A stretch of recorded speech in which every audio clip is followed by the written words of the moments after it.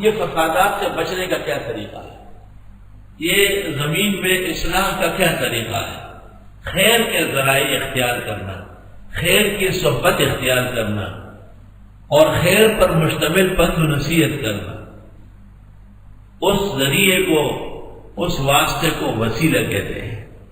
یا ایھا الذین آمنوا اتقوا اللہ، خطاب نمبر 6، اے ایمان والو اللہ سے ڈرو، وابتغوا الیہ الوسیلہ، اور ڈھونڈو اس کے لیے وسیلہ، یعنی اللہ تک پہنچنے کے لیے، وجاہدوا فی سبیلہ، جہاد کرو اس کے راستے میں، لعلکم تفلحون، تاکہ تم کامیاب ہو۔ وسیلہ ایک تو نیک اعمال کا ہے، وہ متفق علیہ، اور ایک وسیلہ ذوات فاضلہ کا ہے، انبیاء اور اولیاء جو دنیا سے تشریف لے گئے ہیں، اللہ تعالیٰ سے یہ التجا کرنا کہ مولا کریم یہ آپ کے مقرب ہے، محبوب ہے، رحمت اور عنایت کے ذرائع ہیں، ان کے ذریعے میرے ساتھ بھی احسان فرما۔ یہ دو قسم کا ہے، ایک الوسیلۃ الشرعیہ ہے کہ بعض صالحین کو، انبیاء اور اولیاء و متقین کو ظاہری ذرائع رحمت جان کر سوال صرف اللہ سے ہے، غیب دان و متصرف اللہ ہے، یہ درست و صحیح اور حدیث سے ثابت ہے۔ دوسرا الوسیلۃ الشرکیہ ہے، یہ سمجھنا کہ ہر حال میں مرحوم مجھے جانتے ہیں اور میری مشکل ٹال سکتے ہیں اور اسے قدرت حاصل ہے، نافع اور ضار ہے،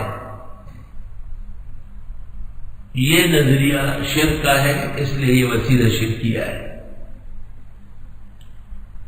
بعض حضرات اس زمانے میں وسیلے کی مشروعیت کا انکار کرتے ہیں، وہ بات صحیح نہیں ہے، کیونکہ اس طرح صحیح احادیث کا انکار لازم آئے گا۔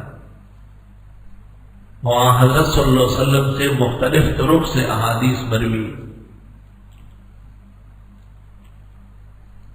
اس موضوع پر ابن تیمیہ نے کتاب لکھی ہے القاعدۃ الجلیلہ فی مسئلۃ الوسیلہ، اور ترمذی کے وہ مشہور حدیث ضریر البصر کی، اس میں حضرت نے ان کو وسیلہ سکھایا ہے، اس کو صحیح تسلیم کیا ہے، اور آلوسی بغدادی نے بھی روح المعانی میں اس کو صحیح تسلیم کیا ہے۔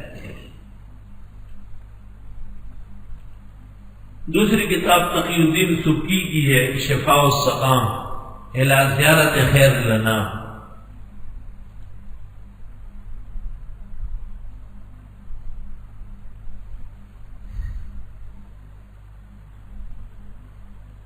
اسی زمانے میں پنجاب کے اندر ان مسائل میں شدید اختلاف تھا۔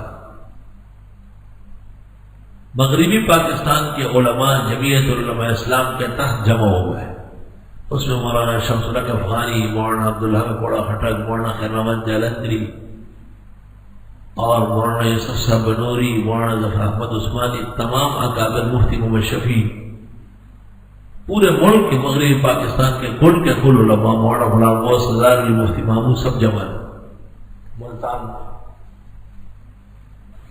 اور یہ فیصلہ ہوا کہ اس موضوع پر ایک نمائندہ کتاب لکھی جائے جس میں صحیح مسلک کے مطابق وسیلہ شریعہ کا اثبات اور مخالفین کو مضبوط جوابات دیے جائے، اور اسی طرح حیات الانبیاء کا نظریہ، قبر کے اندر حیات، اس کو بھی صاف کر دیا جائے۔ 3 آدمی لکھنے لگے، مولانا خیر محمد، مولانا سرفراز، مولانا بنوری۔ اگلی میٹنگ میں جب اکٹھے ہوئے تو مولانا سرفراز صاحب کا نسخہ سب کو پسند آیا، اور بقیہ حضرات نے انہی کے سپرد کیا کہ آپ ہی لکھیں۔ چنانچہ مولانا نے اس موضوع پر تسکین الصدور فی تحقیق احوال الموتیٰ فی البرزخ والقبور لکھی، وہ نمائندہ کتاب ہے۔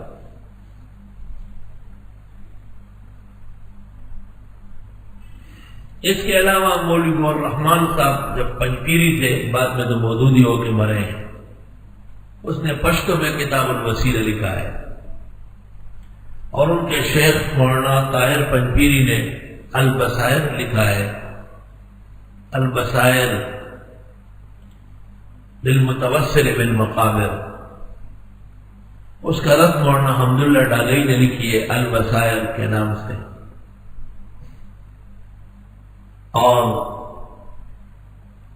مولانا بادشاہ گل بخاری کوڑا خٹک نے بھی کتاب الوسیلہ لکھا ہے، زیارت القبور لکھی ہے۔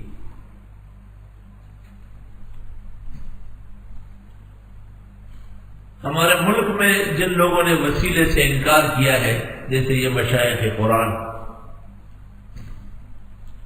ان کو روح المعانی سے دھوکہ لگا ہے۔ آلوسی کی عادت ہے جب وہ شروع ہو جاتا ہے تو ایسا لگتا ہے کہ انکار کر رہا ہے، لیکن بحث مکمل ہونے کے بعد اس نے کہا ہے وَإِنَّا لَا نَرَى بَعْثًا بَعْدَ هَذَا كُلِّهِ بِأَن يُتَوَسَّلَ بِجَاهِهِ۔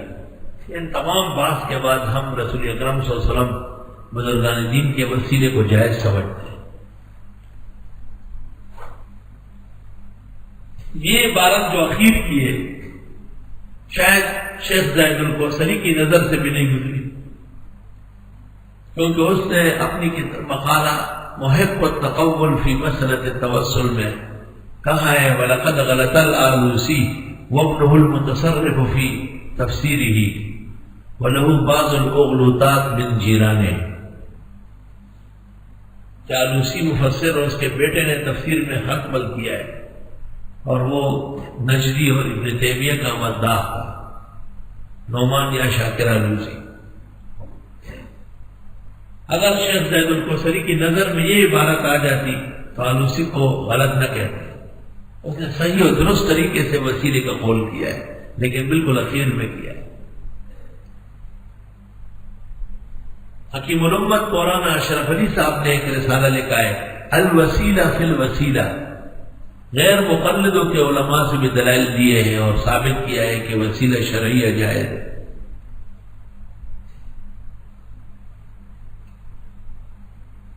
شاہ اسماعیل شہید رحمت اللہ علیہ تقویۃ الایمان صفحہ 186 لکھتے ہیں یہ جو لوگوں میں ختم مشہور ہے یا شیخ عبد القادر جیلانی شیئا للہ، کچھ دو خدا کے واسطے، یہ غلط بات ہے۔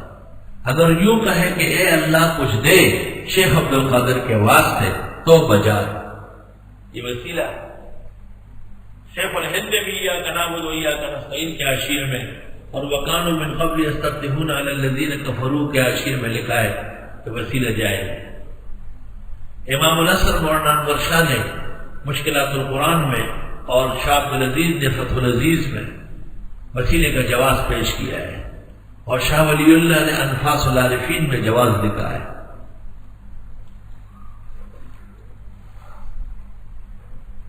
مولانا محمد قاسم نانوتوی نے تو آب حیات مستقل اس مسئلے پر لکھی ہے۔